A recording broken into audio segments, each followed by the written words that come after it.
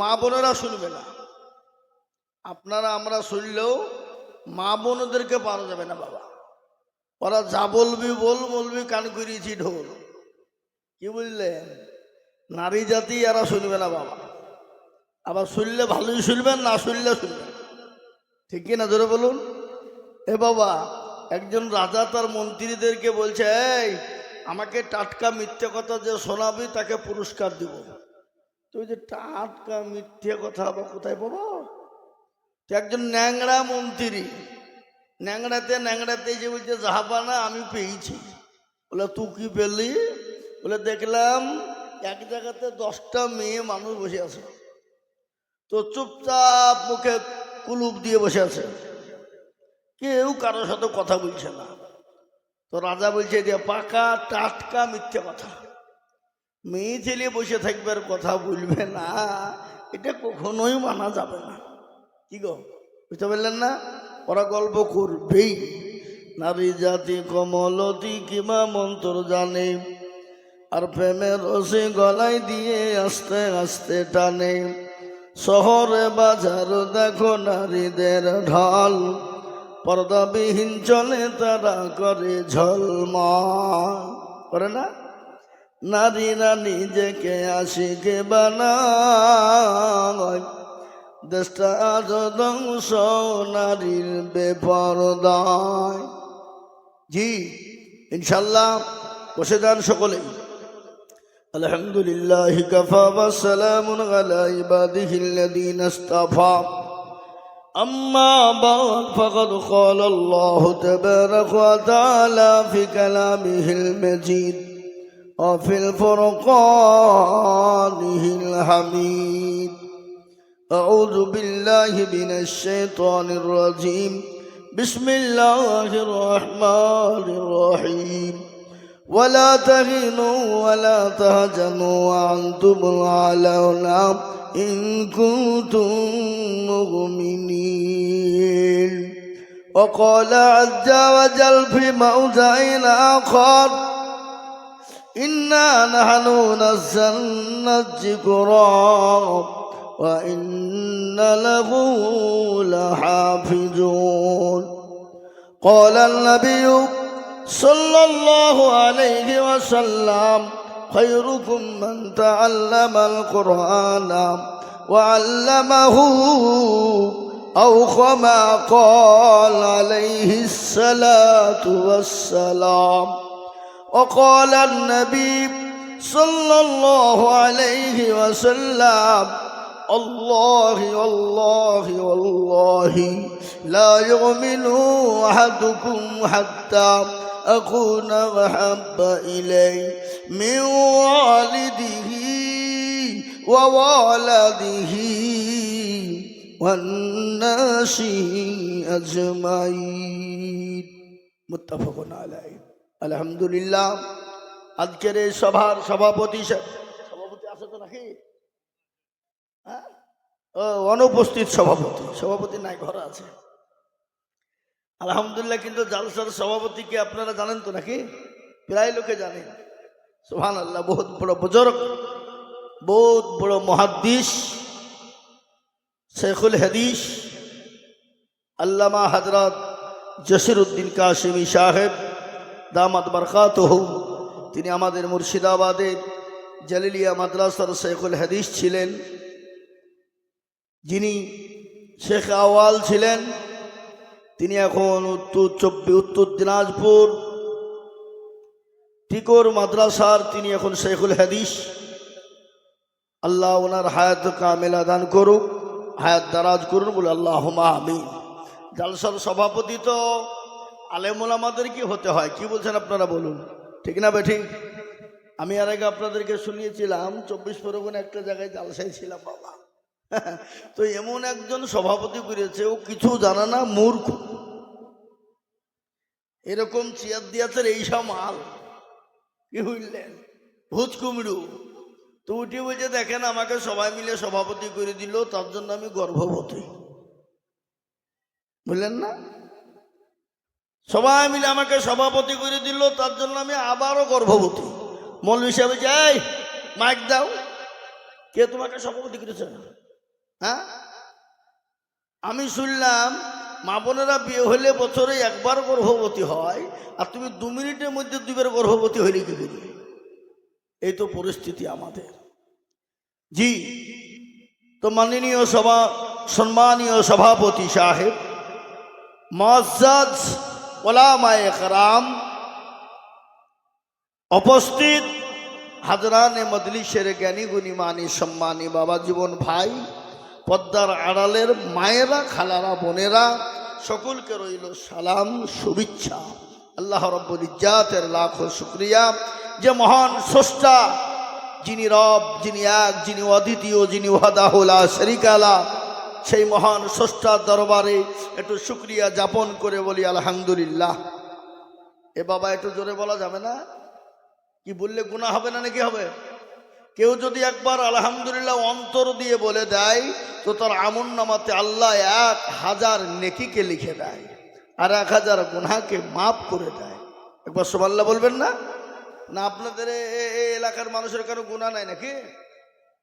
সবারই গুনাহ আছে বাবা। তো সেই আল্লাহ দরবারে একটু শুকরিয়া আদায় করে বলি আলহামদুলিল্লাহ। তারপরে পরেই পেয়ারা নবী, দয়ার নবী, মায়ার নবী, নবীদের নবী জনাবে মুহাম্মদুর রাসূলুল্লাহ, সকলে বলুন সাল্লাল্লাহু তাআলা আলাইহি ওয়াসাল্লাম। তানার উপরে দুরূদ ও শান্তির ধারা বর্ষিত হোক, আল্লাহুম্মা আমিন। মুআজ্জাজ এ মজলিস বড় গুরুত্বপূর্ণ মজলিস, নামি দামি মজলিস। আজকাল পৃথিবীর জমিনে বহুত বড় বড় মাজমা হয় রাজনৈতিক নেতাদের, হয় না? হয় না? কথা কন।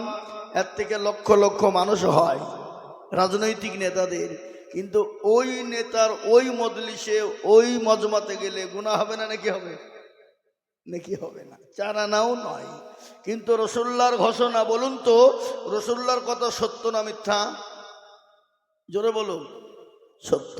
তো রাসূলুল্লাহর ঘোষণা যারা এই মজলিসে বসে যায়, আল্লাহ তাদের জীবনের গুনাহগুলোকে ক্ষমা করে দেয়। জোরে বলুন সুবহানাল্লাহ। আজকে একটা কথা আপনাদেরকে আমি বলবো। সেই দিন 20 জানুয়ারি আমি জালসায় যাচ্ছিলাম, মেদিনীপুর জেলা, পশ্চিম মেদিনীপুর। যেতেই কোলাঘাট বলে একটা জায়গা আছে, জানেন তো নাকি আপনারা? কোলাঘাট আছে, শুনেছেন তো? হাওড়া জেলা পার করি পূর্ব মেদিনীপুর, আপনার বাম দিকে চলে গেল দীঘার লাইন, ডাইরেক্ট বেরিয়ে গেল একবারে আপনার বোম্বাই রোড, খড়গপুর হয়ে একবারে চৌরাঙ্গি হয়ে বোম্বাই দিল্লি রোড। তো আমি চায়ের দোকানে বসে আছি, তো আমাকে একজন প্রশ্ন করছেন, হযরত একটা কথা জিজ্ঞাসা করব, কিছু মনে করেন না। বলুন। বলুন কি কথা? বলে সংক্ষিপ্ত বলবেন, বেশি চাপ বাড়াবেন না। বলে হ্যাঁ সংক্ষিপ্তই বলবো। আমি বললাম যে গোটা ওয়ার্ল্ড, উনি বলছেন গোটা ওয়ার্ল্ড তথা গোটা বিশ্বের জমিনে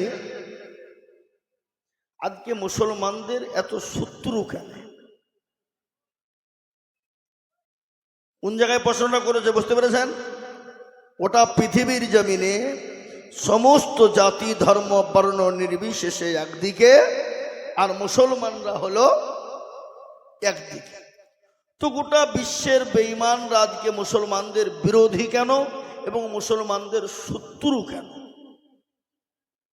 আমি তাকে প্রশ্ন করলাম যে আপনি সংক্ষিপ্ত বয়ান চান না বিস্তারিত চান? বলুন আপনি সংক্ষিপ্ত বলুন। আমি তাকে উত্তরে বললাম যে শুনুন, এই কোলাঘাটে একটা 10 তলা বাড়ি আছে। কতলা? কথা বলেন না? 10 তলা। আর ওরই পাশে কিন্তু একটা টিনের ঘর, চালা 2 চালা ঘর আছে।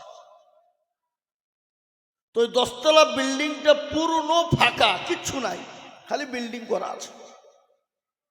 কিন্তু ওই টিনের ঘরটা, 2 চালা ঘরটাতে 30 কিলো কি 40 কিলো সোনা আছে। ক কিলো সোনা? সোনা বোঝেন তো নাকি? এখন তো 1.5 লাখের ওপর মনে হয় ভরি নাকি গো? কত? 1 লাখ? সুবহানাল্লাহ, তো আকাশ ছোঁয়া দাম গো। হ্যাঁ এ বাবা, এ সোনা দাম অত থাকবে না, আপনাদেরকে বুঝিয়ে রাখলাম। এ আদানি আম্বানি এরা কিন্তু সব গুটি রেখে দিয়েছে। কি বুঝলেন? এ দাম থাকবে না, নাম পড়ে যাবে। এখন কিন্তু জান না, টপ করে পড়ে যাবে, দাম কমে যাবে, 1 লাখের নিচেই চলে আসবে। তো যেটা বলছিলাম, তো চোর বা ডাকাত ছিনতাইবাজ যারা হবে, তারা ওই 10 তলা ঘরে চুরি করতে ঢুকবে, না ওই যে টিনের ঘর, চালার ঘর আছে ওই ঘরে ঢুকবে? কোন ঘরে? টিনের চালার ঘরে ঢুকবে। কেন বলেন দেখিনি? ওখানে মাল আছে। মাল বুঝেন না? সোনা। তো গোটা বিশ্বের কোন জাতির কাছে যা নাই, তা মুসলমানের কাছে আছে। যে মালটা আছে, আসমান জমিন তথা কুল কায়নাতকে এক পাল্লায় যদি দেওয়া হয়, আর ওই মালটাকে যদি এক পাল্লায় তুলে দেওয়া হয়, তো আসমান জমিন আকাশের দিকে উঠবে, আর ওই পাল্লাটা নিচের দিকে নেমে যাবে। সে মালটা বা কি হুজুর? মাল কি জিনিস? বলারে খেপা, তুই মুসলমান না হিন্দু? তাড়াতাড়ি বল। না, আমি মুসলমান। তাহলে শোন শোন, সে মালটা কি? বলে কি মাল? বলে সেটা হলো কোরআন। সেটা কি? জোরে বলুন। কোরআন, যা বিশ্বের কোনো পৃথিবীর কারো কাছে নাই। আজকে বলুন তো, পৃথিবীর জমিনে বহুত গ্রন্থ কেতাব আছে না? বাইবেল থেকে নিয়ে, গীতা থেকে নিয়ে, পুরাণ তুরান, এরান উরান ইত্যাদি আছে না? কিন্তু সবই কিন্তু মানুষের লেখা, মানুষের রচিত বাণী। ঠিক না বে ঠিক? বড় বড় মনীষীরা লিখেছেন, বড় বড় জ্ঞানী গুণী বুদ্ধিজীবীরা লিখেছেন, কিন্তু এই কোরআনের পৃথিবীর কোনো কলিমুদ্দিন সলিমুদ্দিন লিখেছে? কথা কন। এই কোনো পৃথিবীর কলিমুদ্দিন সলিমুদ্দিন লিখেছে? এ কেতাবের মালিক, এ কেতাবের স্রষ্টা, এ কেতাবের প্রতিপালক, এ কেতাবের রব, তিনি যিনি হলেন আল্লাহ। জোরে বলুন সুবহানাল্লাহ। জোরে আর একটু বলুন সুবহানাল্লাহ। আর এই কোরআন যতদিন মুসলমানদের কাছে থাকবে, পৃথিবীর কোনো বাপের ক্ষমতা নাই যে মুসলমানদেরকে শেষ করতে পারে। কি বলছেন আপনারা? বলুন ঠিক না বেঠি? জোরে বলুন। এটা আমার কথা নয়, এটা আল্লাহর কোরআনের কথা।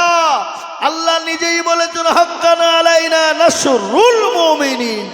আল্লাহ বললেন, মুমিনের দায়িত্ব জান মাল আবরু ইজ্জত সমস্ত জিনিসের দায়িত্বে আমি আল্লাহ নিজেই নিয়েছি। জোরে বলুন সুবহানাল্লাহ। জোরে বলুন সুবহানাল্লাহ। আজকে ভারতবর্ষের জমিনে মুসলমানদেরকে বিশ্বাস করে দেওয়ার জন্যে, ইসলামকে মিটিয়ে দেওয়ার জন্যে, কোরআনকে মিটিয়ে দেওয়ার জন্যে কখনো মুসলমানদেরকে ভয় দেখানো হয়। এসি কি বলেন, এনআরসি, তারপরে সিএ, এমপিআর, তারপরে আবার তাদের মুসলমানদের কলিজায় হাত দিল। কলিজায় হাত বলতে গেলে বলে মুসলমানদের মসজিদ, মাদ্রাসা, মারকাজ, খানকা, কবরস্থান, ঈদগাহ, গোরস্থান ইত্যাদি ইত্যাদি তারা ভয় দেখিয়ে, তারা জোর করে আইনকে লঘু করে পাশ করে নিয়ে মুসলমানদের কাছ থেকে কেড়ে নিতে তারা চাইছে। কিন্তু এটা তারা জানে না, মুসলমানরা জীবন দিতে প্রস্তুত, কিন্তু মসজিদ, মাদ্রাসা, কোরআনের কোনো ক্ষতি হতে দেবে না। আমরা তো সেই মুসলমান যে মুসলমানরা নিজের জীবনকে বাজি রেখে ইসলামের জন্য রক্ত দিয়ে, সন্তানকে এতিম করে, বিবিকে বিবাহ করে ইসলামকে রক্ষা করে। আমরা মরলে শহীদ, জিতলে গাজী। আমরা মুসলমানরা মরণের পরোয়া করি না। তাই তো কবি বলেছে, তেলের গাড়ি তেলে চলে, হাওয়ার গাড়ি হাওয়াই চলে, বিনা তেলে চালাই গাড়ি নবী সুলাইমান। আমরা তো সে মুসলমান। ঠিক না? জোরে বলুন। আমরা সেই মুসলমান না? তারপরেও যখন হইল না, আবার এসআইআর করলো। করেছে না? করেনি? আপনার দিকে হয়নি? কি হলো? এসআইআর হুকুম দিয়ে দিল। ওই যে কি বলে, কি সরকার, কি গো, যে ভোট কমিশনার, কি নাম, জ্ঞানেশ কুমার, হ্যাঁ, ও মাল বলে দিল 2002 সালের বাপের ডকুমেন্টস থাকলেই তার পাস কোনো আর প্রয়োজন নেই। কিন্তু বাপ 2002 সালের কাগজ লিস্ট বের করে ডকুমেন্ট দিতে গিয়ে আল্লাহু আকবার, আল্লাহর কত বড় কুদরত। এসআইআর করতে গিয়ে পশ্চিম বাংলায় পড়ে গেল 58,20,868 জন খসড়া তালিকা। বুঝতে পারলেন না? কিন্তু ওরা বিশ্লেষণ করে দেখতে গেল, যারে এতে কেচে খড়িতে গিয়ে সাপ বেরিয়ে গেল রে। হ্যাঁ কি গো, যারা বলল মুসলমান ঢুকে গেছে, রোহিঙ্গা ঢুকে পড়েছে, অনুপ্রবেশকারী, অমককারী, তমককারী, এদেরকে ঘাড় ধরে বের করে দিতে হবে, দেশে রাখা যাবে না, রোহিঙ্গা মুসলমান ইত্যাদি ইত্যাদি বললো না, বললো না?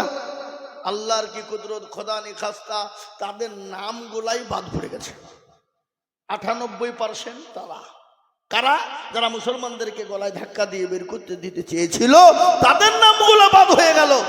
আবার তারা আমাদের দেশের এক হারামখোর আছে যে নিজেরই ঠিক নাই কাগজ, আবার মুসলমান বের করবে গলায় ধাক্কা দিয়ে। তুই কি করলেন? আবার হিয়ারিং নতুন করে নোটিশ দিয়ে মুসলমানদেরকে বাদ দেওয়ার জন্য বিভ্রান্ত করে লাইনে দাঁড়িয়ে রেখে দিয়েছে।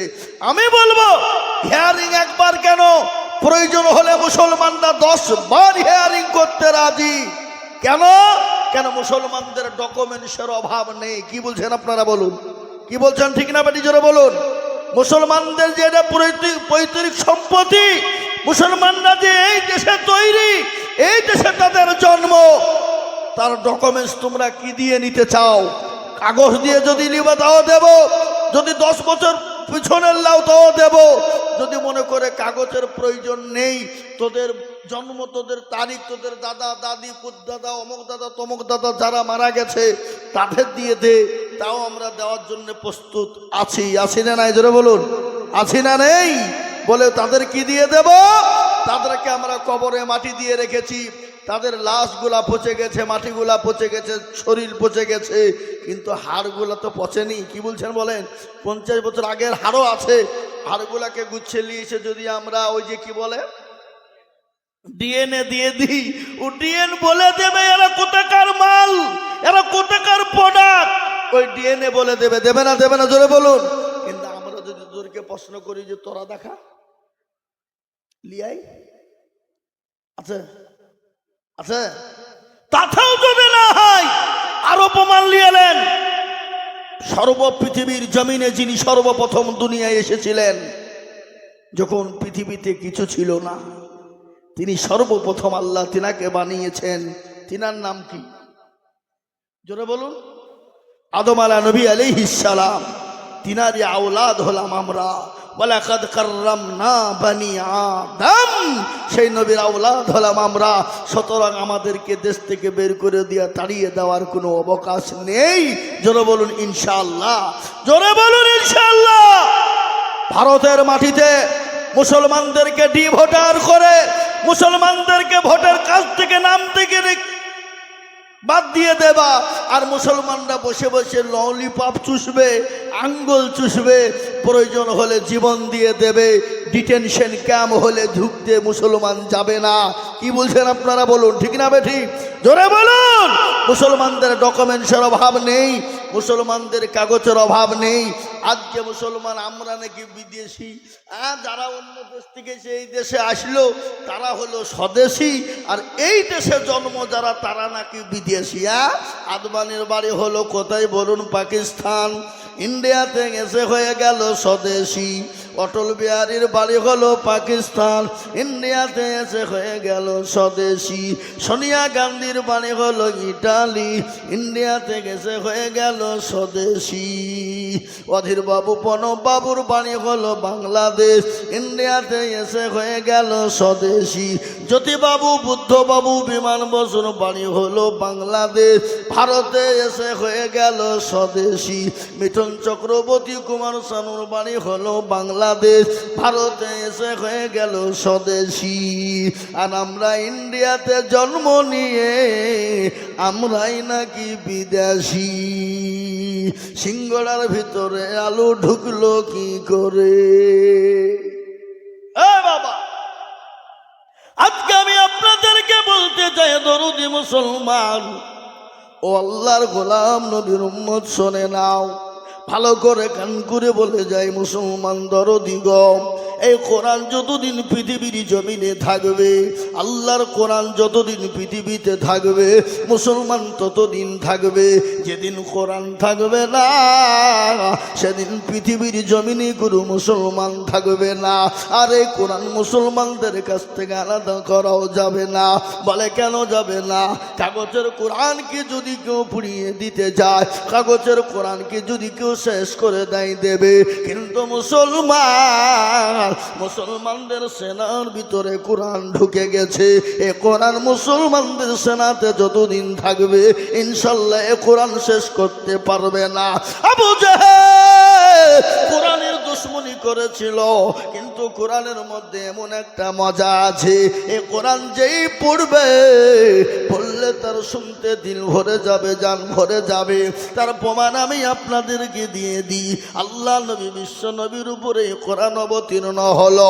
আল্লাহ কোরআনকে জিজ্ঞাসা করলো, কোরআন তোমাকে আমি জমিনের মধ্যে দিতে চাই। জমিন বলেছিল, আল্লাহ আমি কোরআন নিব না। আসমানকে বলা হলো, আসমান বলল আমি নিব না। পাহাড়কে বলা হলো, পাহাড় না, পাহাড় বলল আমি নিতে পারবো না। এই কোরআন আল্লাহ রাব্বুল আলামিন আমার নবীর উপর অবতীর্ণ করে দিলেন। আল্লাহ কোরআনে পাকে বলে দিলেন, লাউ আনজালনা হাযাল কোরআন আলা জাবালিন লারাআইতাহু খাশিয়াম মুতাসাদ্দিয়াম মিন খাশিয়াতিল্লাহ। এই কোরআনকে নবীর উপর অবতীর্ণ না করে আল্লাহ যদি পাহাড় পর্বত জমিনের উপরে আসমানের উপরে বানিয়ে দিত, জমিন আসমান পাহাড় চূর্ণ বিচূর্ণ হয়ে যেত। এই কোরআন যার উপর অবতীর্ণ হলো, তিনি যখন কোরআন তেলাওয়াত করত, আবু জেহেলের লোকেরা দুশমনি করত, বলে কোরআন পড়তে দেওয়া হবে না, কোরআনকে পড়তে দেওয়া হবে না, আর এই কোরআনকে প্রতিষ্ঠিত হতে দেওয়া যাবে না। কে বলেছিল এটা? আবু জাহেল।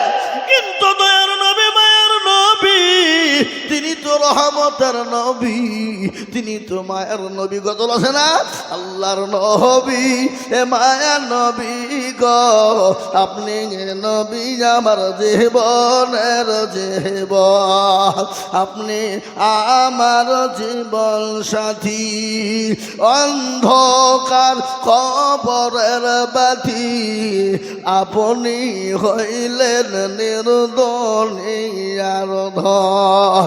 আল্লাহর নবী এ মায়ার নবী গো, আপনি নবী আমার জীবনের জীবন, আপনি রাহমাতাল লিল আলামিন, আপনি উম্মতের জামিল, আপনি রাহমাতাল লিল আলামিন, আপনি উম্মতের জামিল, আপনি হইলেন গুনাহগার উম্মতের আপনজন। আল্লাহর নবী এ মায়ার নবী গো, আপনি নবী আমার জীবনের জীবন। দেখিয়া আপনার মজেজা, ভাগবতী হলেন মা খাদিজা, দেখিয়া আপনার মজেজা, ভাগবতী হলেন মা খাদিজা, সোফা দিলেন জীবন যৌবন। মাল দৌলত যা ছিল আপনাকে সোফা দিল, আপনাকে বানাইল আপনজন। এ মুসলমান দরদি, ওই আবু জাহেল কোরআনের বিরোধিতা করলো, কোরআন পড়তে দেওয়া যাবে না, শুনতে দেওয়া যাবে না। আমার